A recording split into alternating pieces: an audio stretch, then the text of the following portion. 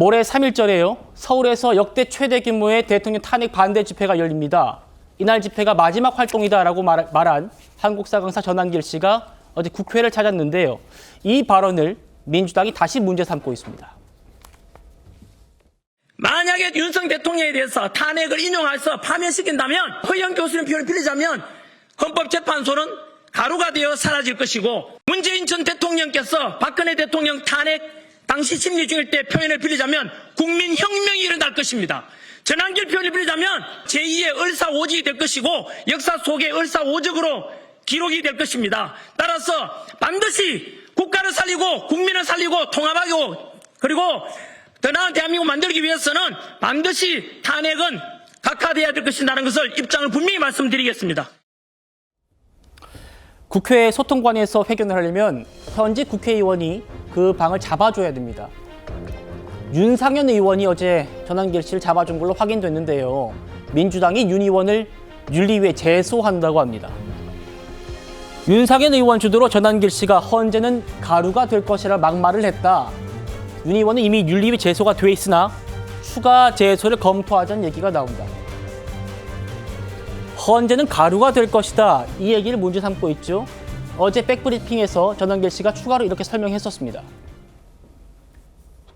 민주당에서는 왜곡해가지고 한마디 하면은 뭐 폭력이다 뭐 이렇게 선동하는데요. 그 전혀 그렇지 않고 그 가루가 되어 살인하는데 건물이 폭파시킨다 이런 뜻보다는 뭐 존재의 의미가 없다 이런 뜻으로 해석할 수 있지 않겠습니까? 국민을 반하는 헌법재소가 존재할 필요가 없다라고 생각 들고요.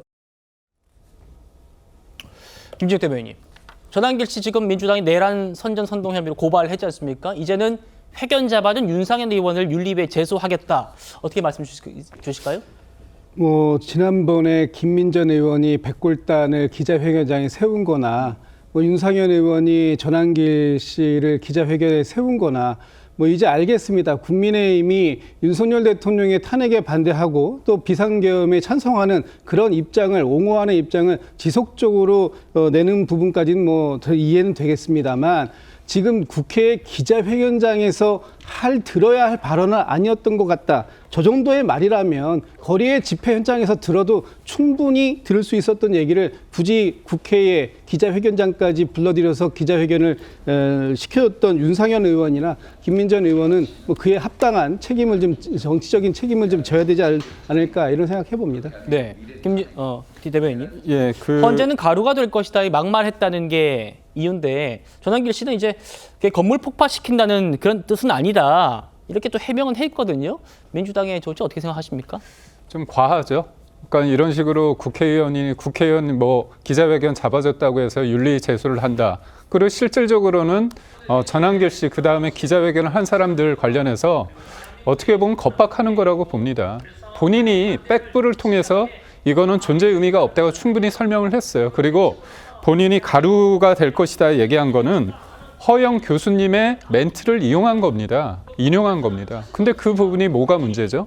그리고 또 하나, 그러면 허영 교수님에 대해서 고발을 하십시오. 그리고 또 하나가 뭐냐? 국민혁명, 그런 표현을 썼어요. 혁명.